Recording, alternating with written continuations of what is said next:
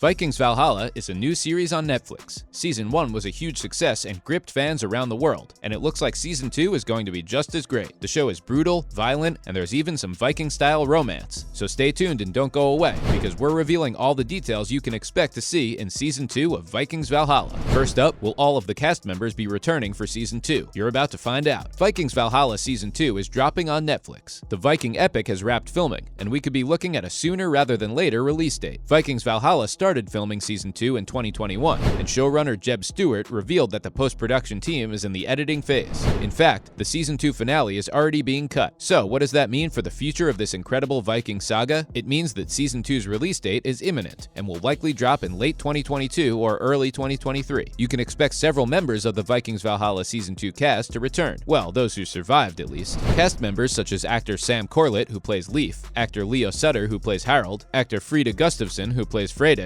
Laura Berlin, who plays Emma of Normandy, David Oakes, who plays Godwin, and actor Johannes Hauker Johannesson as Olaf will all be coming back. Also, you can expect to see actor Soren Pilmark, who plays Forkbeard, actor Bradley Freegard, who plays Canute, and actor Pollyanna McIntosh, who plays Alfgafu, who are all set to return in their supporting roles because they were heavily involved in Season 1. So which cast members might not return? Caroline Henderson, who plays Haakon, the Jarl of Kattegat, died during the 8th and final episode of Season 1, but there's a chance she'll come back via flashbacks, which is something that TV series do frequently with past characters who have moved on. Actor Asbjorn Krogh Nielsen, who plays Kari, won't be back either, considering he lost his head. Literally. Next up, can you expect to see new characters in Season 2? Let's find out. Currently, no new characters have been confirmed for Season 2. According to showrunner Jeb Stewart, Season 2 puts a spotlight on Olaf, and you can expect his son Magnus to make an entrance at a much later date. Leif and Freydis' father, a legendary Viking warrior named Eric the Red, could make an appearance. But again, nothing has been written in stone. The character Godwin will remain a part of the show now and in the foreseeable future. Stewart said, "Godwin is a character for the long haul, and London won't know what hit it." In Season 1, Kattegat had a new ruler for only a brief time. Kattegat was in Olaf's hands until Forkbeard's fleet docked on its shores. With Haakon gone, you'll likely see a power vacuum develop. And if there's one thing we know about power vacuums, it's that they typically lead us to war, as various entities will seek to be Kattegat's next leader. And it's not likely to be Harold, after he and his lover Freydis barely escaped from Kattegat alive. Harold, the Norwegian prince, is now public enemy number 1 among some Vikings because of his support of Kare. Meanwhile, Freydis must deal with her new position as the potential savior of the Viking people. Up next, what are some of the threats that might be lurking around the corner? Let's take a closer look. Emma has returned to the throne of England and has a loyal ally in Godwin, who helps keep potential attacks from Alfgafus at bay.